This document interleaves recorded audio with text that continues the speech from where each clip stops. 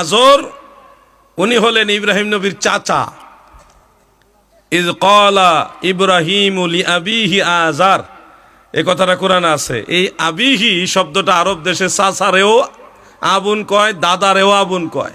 মানে আবুন শব্দের অর্থ বাবা, চাচা, জেঠা, কাকা, দাদা, দাদার বাপ, একবার সিরিয়ালে সব বাপের এক লগে আবুন কয়।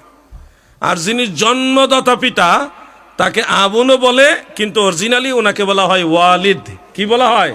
ওয়ালিদ। ওয়ালিদ ওয়ালিদ মুহতারাম বলে না আলেমরা, যে আমার ওয়ালিদ মুহতারাম, আমার সম্মানিত বাবা, জন্মদাতা পিতা। তাহলে ওয়ালিদ আর আবুনের মধ্যে বেশ কম হলো এটাই, যে আবুন বাবাও হইতে পারে, চাচাও হইতে পারে, কাকা হইতে পারে, জেঠা হইতে পারে, দাদাও হইতে পারে, কিন্তু ওয়ালিদ দাদা হবে না, ওয়ালিদ চাচাও হবে না। ওয়ালিদ একজন, জন্মদাতা কয়জন? একজন।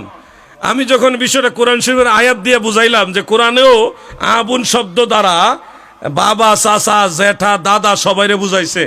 যেমন একটা আয়াত আছে, হযরত ইয়াকুব আলাইহিস সালাম ইন্তেকাল শরীফের পূর্বে, সমস্ত নবীরা সশরীরে জিন্দা, আমি বোঝানোর জন্য বলছি, নবীদের ইন্তেকাল হলো সামান্য সময়ের জন্য।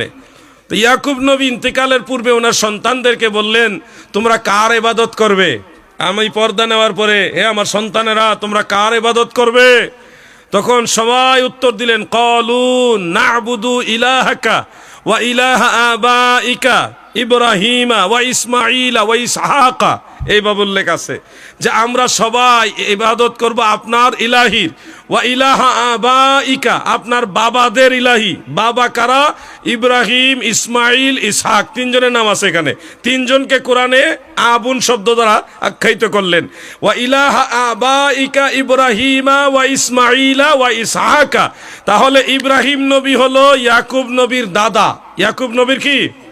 দাদা। আর ইসহাক নবী হলো ইয়াকুব নবীর বাবা, জন্মদাতা পিতা। আর ইসমাইল নবী হলো ইয়াকুব নবীর জেঠা, বাবার বড় ভাই, বড় চাচা। তাহলে বাবা, বাবার বড় ভাই, বড় চাচা এবং দাদা, তিনজনকে আল্লাহ তাআলা আবুন শব্দ দ্বারা এখানে অ্যাডজাস্ট করেছেন, একসাথে সম্বলিত করেছেন। ওয়া ইলাহা আবাইকা। তাহলে কোরআন থেকে বোঝা যাচ্ছে ইজ ক্বালা ইব্রাহিমু লিআবিহি আযার, এই আবিহি দ্বারা চাচা হিসেবে আজরকে উল্লেখ করা হয়েছে। ইব্রাহিম নবীর আসলে বাবার নাম আজর না, ওনার বাবার নাম হলো তারাহ বা তারেহ। কেউ কেউ বর্ণনা বলেছেন নাখুর, দুইটা নাম, তিনটা নাম পাওয়া যায়। কেউ কেউ তারাহ বলে, কেউ কেউ তারেহ বলে। আবার কোন কোন কিতাবে দেখলাম এই হাটা আবার ওই ইয়ার কি তারেহ এইভাবে লেখা আছে। তো অরিজিনালটা হলো তারাহ, তারাহ।